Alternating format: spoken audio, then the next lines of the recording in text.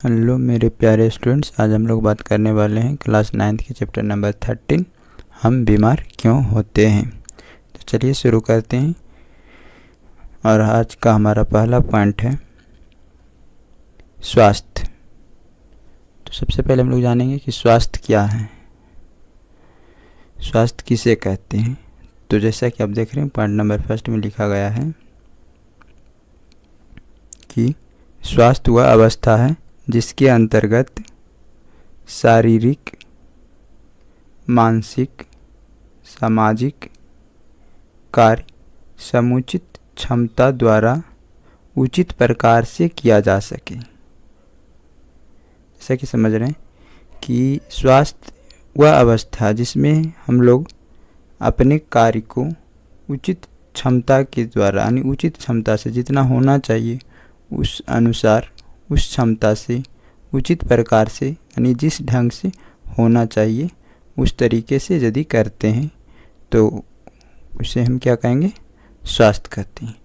तो आप मेन रूप से 3 पॉइंट को याद रखिएगा, शारीरिक, मानसिक और सामाजिक। यानी स्वस्थ होने के लिए हमारा कार्य को उचित ढंग से होना चाहिए और वो 3 लेवल पे, शारीरिक, मानसिक और सामाजिक। हमारा नेक्स्ट पॉइंट है सभी सजीवों का स्वास्थ्य उसके पास पड़ोस अथवा उसके आसपास के पर्यावरण पर आधारित है। जैसा कि हम स्वस्थ रहेंगे या फिर कोई भी जीव स्वस्थ रहेगा कब, जब उसके आसपास का जो जगह है वो साफ़ सुथरा या फिर किस तरीके से है। यदि वो ज़्यादा गंदा रहेगा या फिर पर्यावरण वहाँ का शुद्ध नहीं रहेगा तो वे जीव वहाँ स्वस्थ नहीं रह सकते। इसलिए कहा जाता है कि सभी जीव अपने आसपास या फिर पास पड़ोस के पर्यावरण पर निर्भर रहता है कि उसका स्वास्थ्य कैसा होगा। यदि पर्यावरण गंदा होगा तो स्वास्थ्य खराब होगा और यदि पर्यावरण साफ सुथरा रहेगा, अच्छा रहेगा तो वो जीव स्वस्थ रहेगा। तो चलते हैं हम लोग नेक्स्ट पॉइंट पे। और हमारा नेक्स्ट पॉइंट है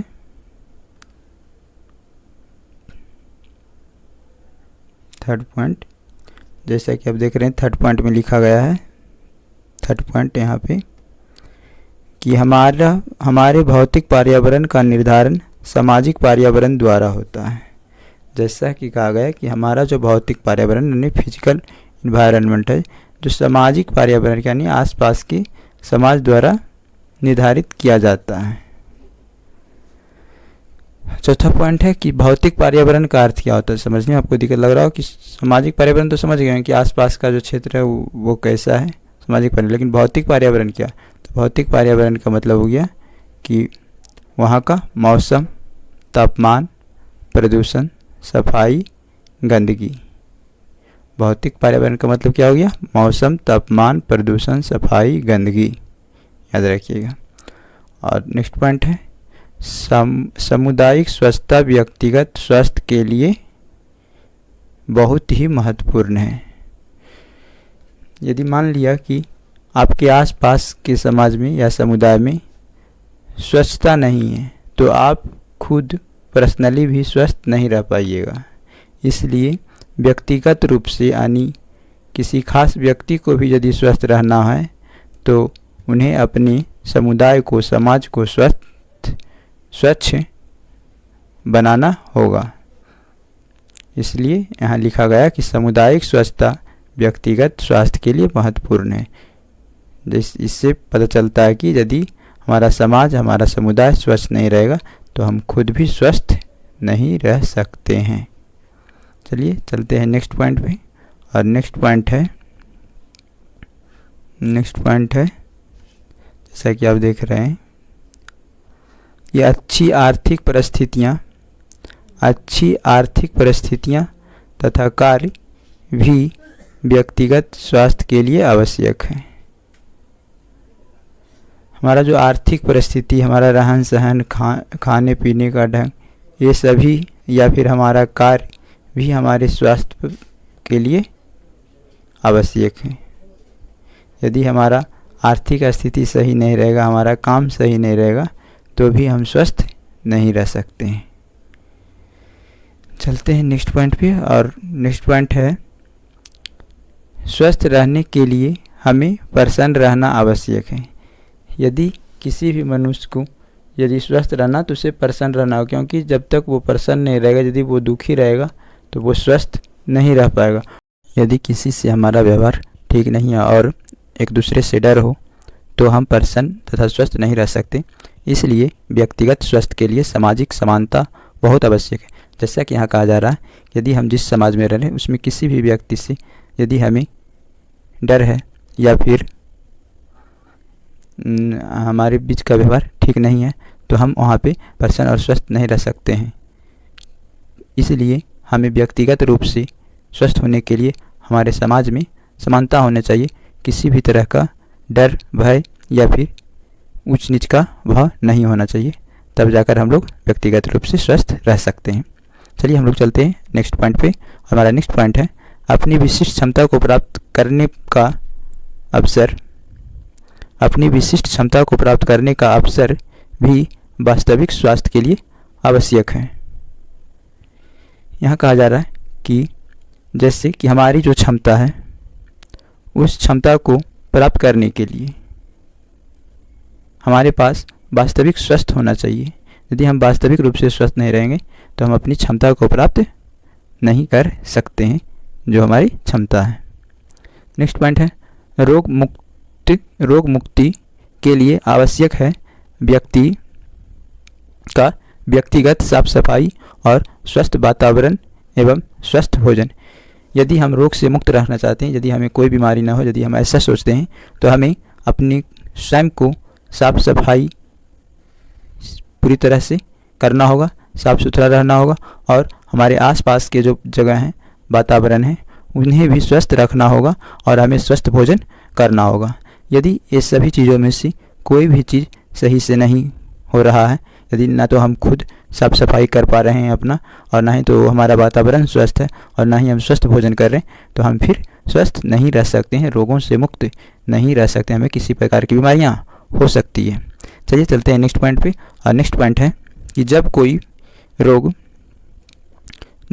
रोग होता है तब शरीर के एक अथवा अनेक अंगों एवं तंत्रों में क्रिया अथवा संरचना में खराबी परिलक्षित होने लगती है। जैसे हमें किसी प्रकार की बीमारी होती है तो हमारे शरीर में या तो एक अंग या फिर एक पूरा सिस्टम, जैसे कि सिस्टम कहने का मतलब हो गया पाचन तंत्र, श्वसन तंत्र, या फिर हमारे शरीर की संरचना मानी बनावट में हमारे शरीर में भी कुछ चेंजिंग या फिर खराबी होने लगती है, जो मतलब परिलक्षित मतलब कहने का मतलब है कि दिखाई देने लगती है। चलिए चलते हैं नेक्स्ट पॉइंट पे, और नेक्स्ट पॉइंट है कि सिर दर्द, खांसी आना, जुकाम होना, बुखार होना, पेट दर्द, दस्त आना और उल्टी होना यदि रोग नहीं अपितु रोग के लक्षण। जैसे किसी व्यक्ति को सिर दर्द दे रहा है या खांसी हो रहा है या फिर जुकाम, जिसे सर्दी कहा जाता है, जुकाम होना या फिर बुखार होना, पेट दर्द, दस्त और उल्टी, ये सभी कोई बीमारी नहीं, ये किसी अन्य बीमारी का, आप स्वस्थ नहीं हैं, आप बीमार हैं, आपको कोई बीमारी है, इसका ये लक्षण है। याद रखिएगा, बहुत इंपॉर्टेंट है, याद रखिए। डायरेक्ट पूछा जाता है कि बताइए कि सिर दर्द, खांसी, जुकाम, पेट दर्द, बुखार, दस्त, उल्टी किसी प्रकार की बीमारी है तो बीमारी नहीं है, एक प्रकार का लक्षण है।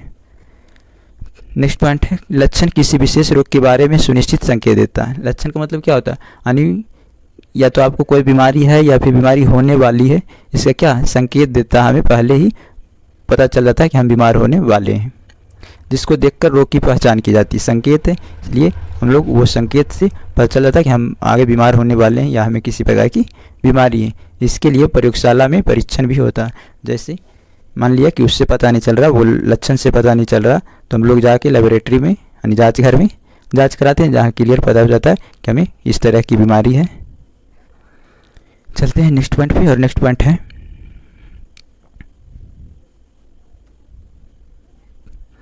जिन रोगों की अवधि बहुत कम होती है उन्हें तीव्र रोग कहते हैं। जैसे कोई बीमारी जो बहुत जल्दी होता है और बहुत जल्द ठीक हो जाता है, होना चाहिए, यानी कोई बीमारी बहुत जल्द होता है और उसे बहुत जल्द ठीक अपने खुद हो जाता है या फिर खुद ठीक इलाज करवा कर कराना पड़ता है, तो उस बीमारी को कहते हैं तीव्र रोग। जैसे देख रहे हैं खांसी, जुकाम, दस्त, ये सभी की है 1 से 2 दिन में इसका इलाज हो जाना चाहिए। तो जो बीमारी बहुत कम अवधि के लिए होती है उसे तीव्र रोग कहते हैं। एग्जाम्पल में खांसी, जुकाम, दस्त आदि। और नेक्स्ट पॉइंट है ऐसा रोग जो लंबी अवधि तक या फिर जीवन पर्यंत रहते हैं, यानी जब तक जीवन रहेगा तब तक रहेगा, या फिर कुछ लॉन्ग टाइम के लिए साल, 2 साल, 4 वर्ष, 10 वर्ष तक रह सकता है, या फिर पूरे जीवन तक रह सकता है। तो ऐसे रोगों को दीर्घकालिक रोग कहते हैं। ऐसे रोगों को क्या कहते हैं? जो बहुत टाइम के लिए, बहुत दिनों के लिए रहता है, उस बीमारी को क्या कहते हैं? दीर्घकालिक रोग। और जो बहुत कम अवधि के लिए होता है उसे क्या कहते हैं? तीव्र रोग कहते हैं। जैसे एग्जाम्पल में दिया गया दीर्घकालिक रोग का इलीफैंटिएसिस, याद रखिएगा इलीफैंटिएसिस, ये जो पॉइंट दिया गया है इसे याद रखिएगा इलीफैंटिएसिस। फिल पाँव, जिससे आप हिंदी में इलीफैंटिएसिस को और क्या कहते हैं? फाइलेरिया कहा जाता है।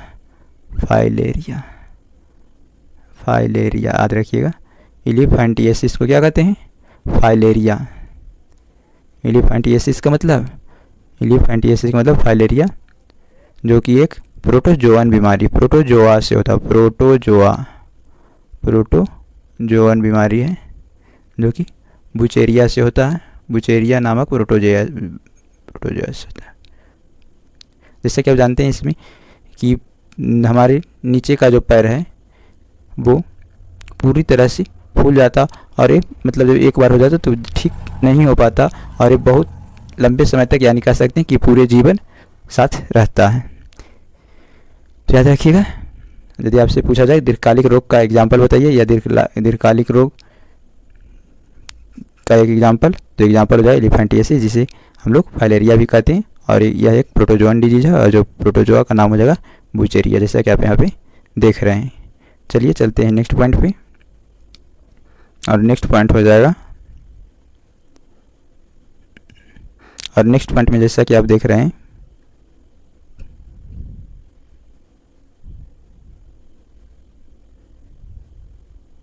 नेक्स्ट पॉइंट हो जाएगा समान स्वास्थ्य के लिए शरीर के सभी अंगों का समुचित कार्य करना आवश्यक है।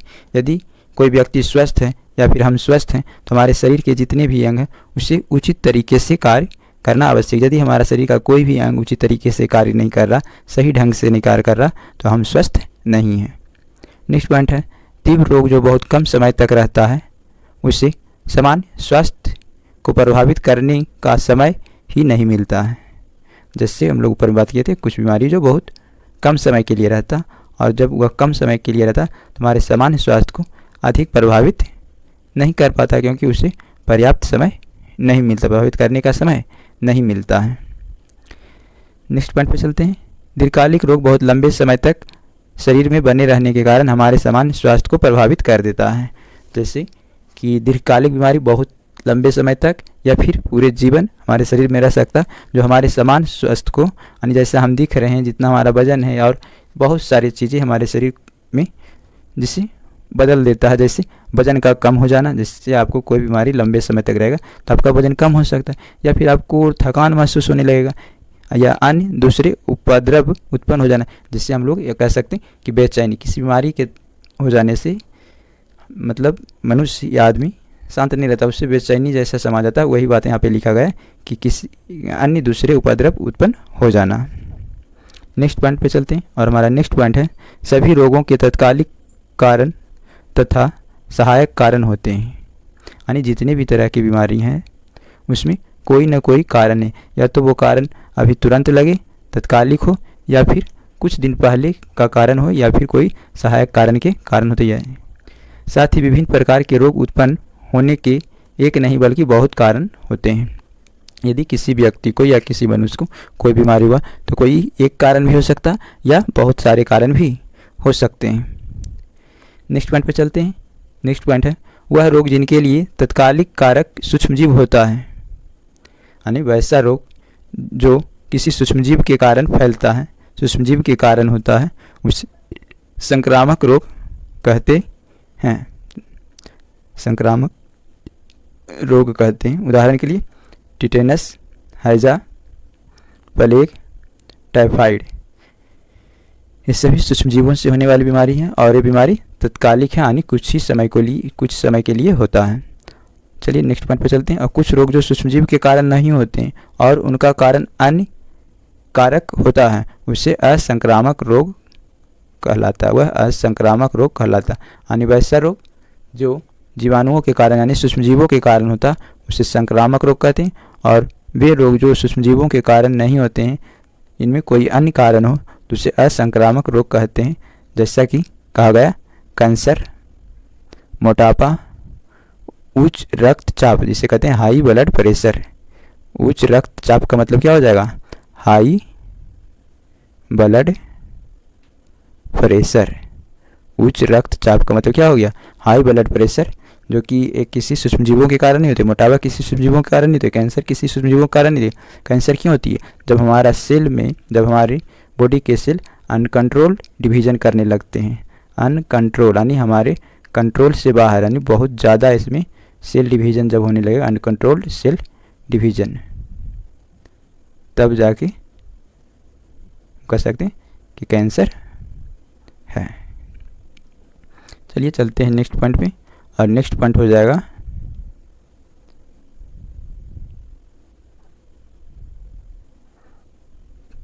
और नेक्स्ट पॉइंट है हेलिकोबैक्टर पाइलोरी नामक जीवाणु पेप्टिक बर्न यानी पेप्टिक अल्सर। पेप्टिक अल्सर कहने का मतलब हमारे आमाशय में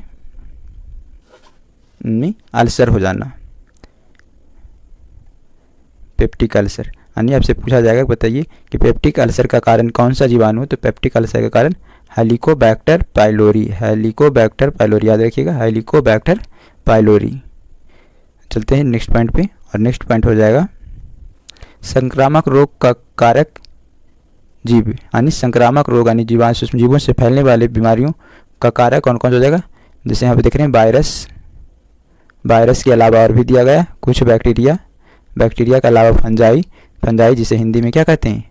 कवक कहते हैं, हिंदी में कवक, फंजाई, और एक कोशिकीय जंतु एवं कुछ प्रोटोजोआ, जैसा कि हम अभी आपको बताए थे ऊपर कि एलिफेंटिएसिस जिसे हम लोग हिंदी में फाइलेरिया कहते हैं, जो एक प्रोटोजोआ के कारण होती है। और वो प्रोटोजोआ का नाम क्या था?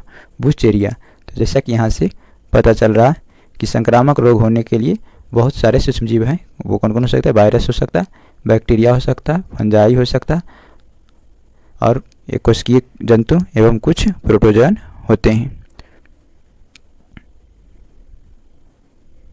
और इसी में नेक्स्ट पॉइंट है कि कुछ बहुकोशिकीय जीव जैसे कृमि, प्लेनेरिया आदि भी होते हैं। कुछ वर्म्स, जैसे वर्म्स, कृमि मतलब वर्म्स जिसे हम लोग कीड़ा कहते हैं, कुछ कीड़े भी हैं जो बीमारी उत्पन्न करती है। और नेक्स्ट पॉइंट है वायरस से होने वाले रोग, जैसा कि खांसी जुकाम जिसे हम लोग कहते हैं, इंग्लिश में कहिएगा कॉमन कोल्ड। खांसी जुकाम को क्या कहिएगा? Common cold. खांसी जुकाम वायरस से होने वाला बीमारी है। नेक्स्ट है इन्फ्लुएंजा। नेक्स्ट है डेंगू बुखार। फिर है एड्स, HIV एड्स। तो यदि आपसे पूछा जाए एड्स का फुल फॉर्म, तो एड्स का फुल फॉर्म पूछा जाएगा तो एक्वायर्ड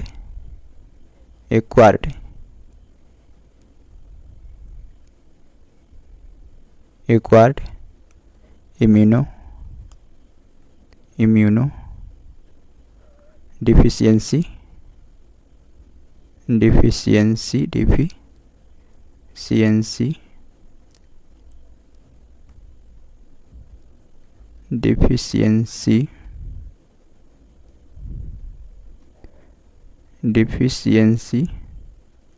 सिंड्रोम। ये हो गया फुल फॉर्म एड्स का। ए से एक्वायर्ड, I से इम्यूनो, D से डिफिशियंसी और C से सिंड्रोम। और याद रखिएगा कि एड्स जो होती है किस वायरस के कारण? तो एड्स होती है HIV वायरस के कारण। HIV वायरस याद रखिएगा, HIV वायरस। हम लोग चलते हैं नेक्स्ट पॉइंट पे। जीवाणु यानी बैक्टीरिया से होने वाले रोग, जैसा कि टाइफाइड जीवाणु से होने वाली बीमारी, हैजा, ट्यूबरकुलोसिस जिससे हम लोग कहते हैं TB कहते हैं, क्या कहते हैं? TB। और एंथ्रेक्सिस जो कि खास करके जानवरों में होती है। किस में होती है? एनिमल में, जानवरों में होने वाली बीमारी है, TB कहा जाता है। जो कि होता है टीबी किस बैक्टीरिया से होता है, माइकोबैक्टीरियम ट्यूबरकुलोसिस, माइकोबैक्टीरियम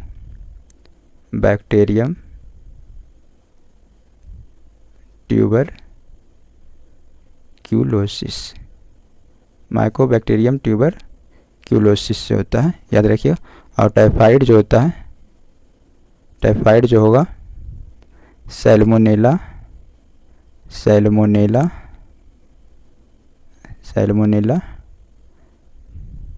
टाइफी याद रखिएगा, सैल्मोनेला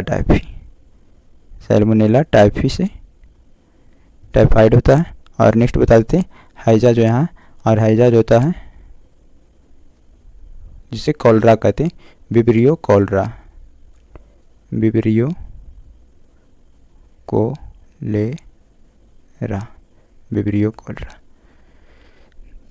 तो यहाँ पे हमारा वीडियो कंप्लीट होता है और हम लोग चैप्टर को बहुत अच्छे तरीक़ा से जितने भी पॉइंट्स थे याद रखने के लिए महत्वपूर्ण पॉइंट में